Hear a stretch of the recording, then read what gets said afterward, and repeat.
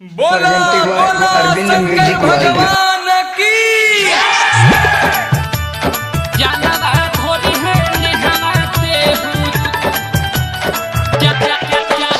DJ Shiv Narayan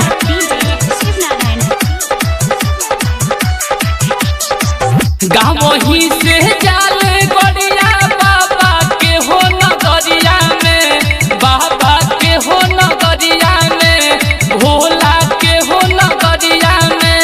जलवा ढोरी है नेहवा से चार बजे भोरहरिया में, जलवा ढोरी है नेहवा से चार बजे भोरहरिया में, जलवा ढोरी है पूजवा से 4 बजे भोरहरिया में।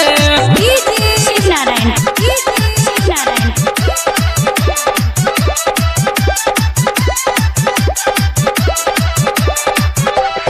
साज स्टूडियो आरा।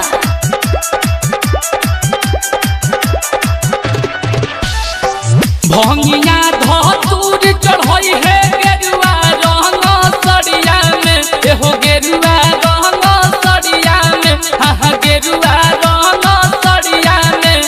जलवा चढ़ई है कजली ते 4 बजे भोरहरिया में, जलवा चढ़ई है कजली ते 4 बजे भोरहरिया में। भोला जी के दर्शन पई है 4 बजे भोरहरिया में। शिव नारायण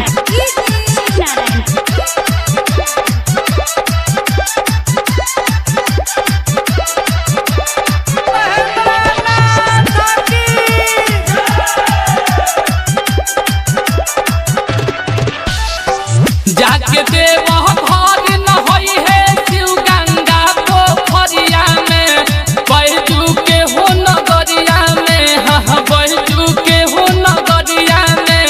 जलवा ढोरी है रूपवा से 4 बजे भोरहरिया में, जलवा ढोरी है रनिया से 4 बजे भोरहरिया में, जलवा ढोरी है जनिया से 4 बजे भोरहरिया में।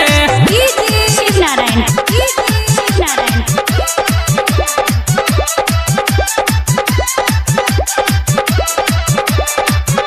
साज स्टूडियो आरा।